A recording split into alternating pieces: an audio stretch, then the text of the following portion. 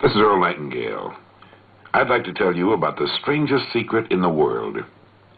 Some years ago, Albert Schweitzer, the great doctor and Nobel Prize winner, was being interviewed in London, and a reporter asked him, "Doctor, what's wrong with men today?" The great doctor was silent for a moment, and then he said, "Men don't think." And it's about this that I want to talk with you. We live today in a golden age. This is an era that man has looked forward to, dreamed of, and worked toward for thousands of years. But since it's here, we pretty well take it for granted. Ours is a land of abundant opportunity for everyone. But you know what happens?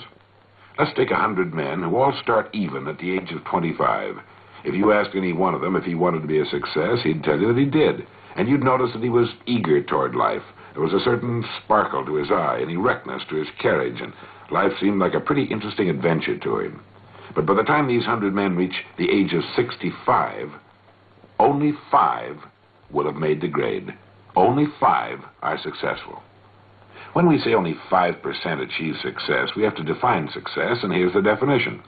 Success is the progressive realization of a worthy ideal. If a man is working toward a predetermined goal and knows where he's going, that man is a success. If he's not doing that, he's a failure. Success is the progressive realization of a worthy ideal. Rollo May, the distinguished psychiatrist, wrote a wonderful book called Man's Search for Himself. And in this book he says, the opposite of courage in our society is not cowardice, it's conformity. A survey was made one time that covered a lot of men, working men, and these men were asked, "Why do you work? Why do you get up in the morning?" 19 out of 20 had no idea. They simply said, "Everyone goes to work in the morning, and that's the reason they do it, because everyone else is doing it." And there you have the trouble today. It's conformity. People acting like everyone else without knowing why, without knowing where they're going. Now, we learn to read by the time we're 7. We learn to make a living by the time we're 25. Usually, by that time, we're not only earning a living, we're supporting a family. And yet, by the time they're 65, the great majority hasn't learned how to become financially independent in the richest land that has ever been known. Why? They conform. They're acting like the wrong percentage group, the 95% who don't succeed. Why do these people conform? Well, let's get back to our definition of success. Who succeeds? The only man who succeeds is the man who is progressively realizing a worthy ideal.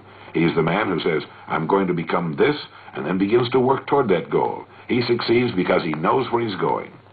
Think of a ship leaving a harbor, and think of it with a complete voyage all mapped out and planned. The captain and crew know exactly where the ship is going and how long it will take. It has a definite goal, and it will reach that goal. Now let's take another ship, just like the first, only let's not put a crew on it, or a captain at the helm. Let's give it no aiming point, no goal, no destination. We just start the engines and let it go. I think you'll agree with me that if it gets out of the harbor at all, it will wind up on some deserted beach, a derelict. It can't go anyplace because it has no destination and no guidance. And it's the same with a human being. I'll tell you who the successful people are. A success is the school teacher who's teaching school because that's what he or she wanted to do.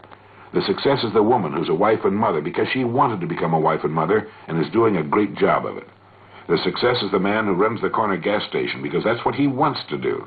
The success is the successful salesman who wants to become a top-notch salesman and grow and build with his organization. A success is anyone who is doing deliberately a predetermined job because that's what he decided to do deliberately. But only 1 out of 20 does that. That's why today there really isn't any competition unless we make it for ourselves. Instead of competing, all we have to do is create. For 20 years, I looked for the key which would determine what would happen to a human being.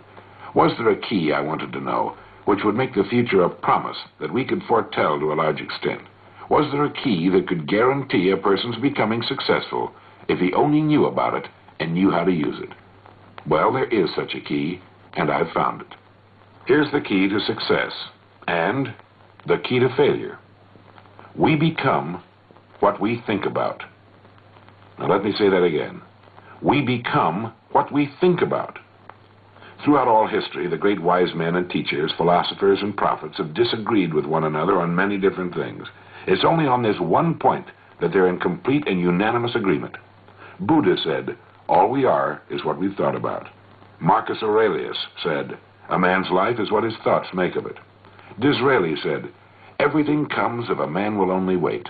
I've brought myself by long meditation to the conviction that a human being with a settled purpose must accomplish it, and that nothing can resist a will that will stake even existence for its fulfillment.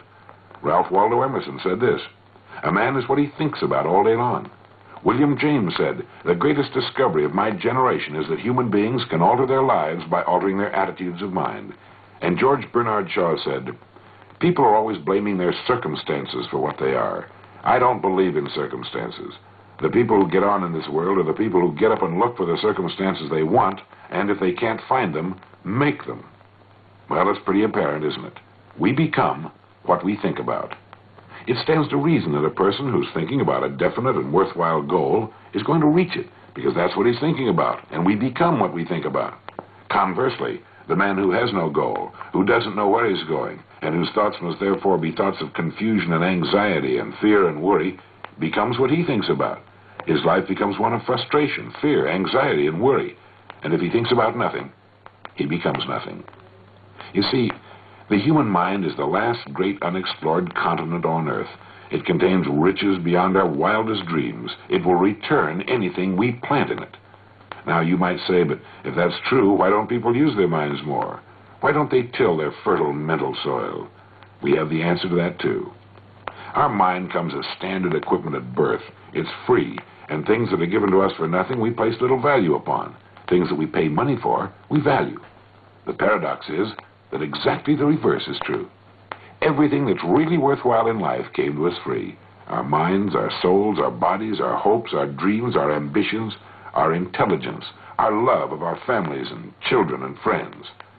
All these priceless possessions are free. But the things that cost us money are actually very cheap and can be replaced at any time. A good man can be completely wiped out and make another fortune. He can do that several times. Even if our homes burn down, we can rebuild them. But the things we got for nothing, the really valuable possessions, we can never replace. The human mind isn't used merely because we take it for granted. It can do any kind of a job we assign to it, but generally speaking, we use it for little jobs instead of big, important ones. Universities tell us that most of us are operating on about 10% of our abilities. Decide now. What is it you want? Plant your goal in your mind. Give yourself direction and a destination. It's the most important decision you'll ever make in your life. You see, the very law that gives us success is a two-edged sword.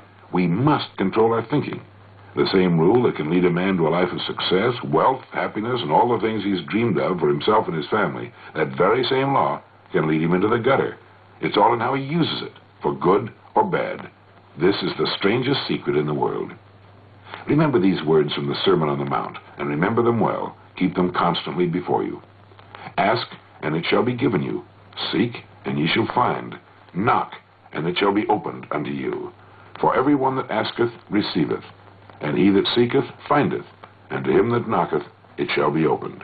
It's as marvelous and as simple as that. In fact, it's so simple that in our seemingly complicated world, it's difficult for an adult to understand that all he needs is a purpose and faith.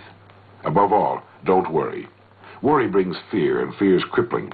The only thing that can cause you to worry is trying to do it all yourself. Know that all you have to do is hold your goal before you. Everything else will take care of itself. Remember also to keep calm and cheerful. Don't let petty things annoy you and get you off course. Prosperity is founded upon a law of mutual exchange. Any person who contributes to prosperity must prosper in turn himself. Sometimes the return will not come from those you serve, but it must come to you from someplace, for that's the law. For every action, there is an equal and opposite reaction. There are no exceptions to a law. You can drive down any street in America, and from your car estimate the service that's being rendered by the people living on that street. Had you ever thought of this yardstick before? It's interesting. Once this law is fully understood, any thinking person can tell his own fortune. If he wants more, he must be of more service to those from whom he receives his return. If he wants less, he has only to reduce this service. This is the price you must pay for what you want. If you believe you can enrich yourself by deluding others, you can end only by deluding yourself. It may take some time, but just as surely as you breathe, you'll get back what you put out. The prisons and the streets where the lonely walk are filled with people who tried to make new laws just for themselves. We may sometimes avoid the laws of men, but there are greater laws that can't be broken. One time I heard Grove Patterson, the editor-in-chief of the Toledo Daily Blade, make a speech. And as he concluded his speech, he said something that I've never forgotten. He said, "My years in the newspaper business have convinced me of several things. Among them, that people are basically good, and that we came from someplace and we're going someplace. So we should make our time here an exciting adventure. The architect of the universe didn't build a stairway leading nowhere." And the greatest teacher of all, the carpenter from the plains of Galilee, gave us the secret time and time again. As ye believe, so shall it be done unto you.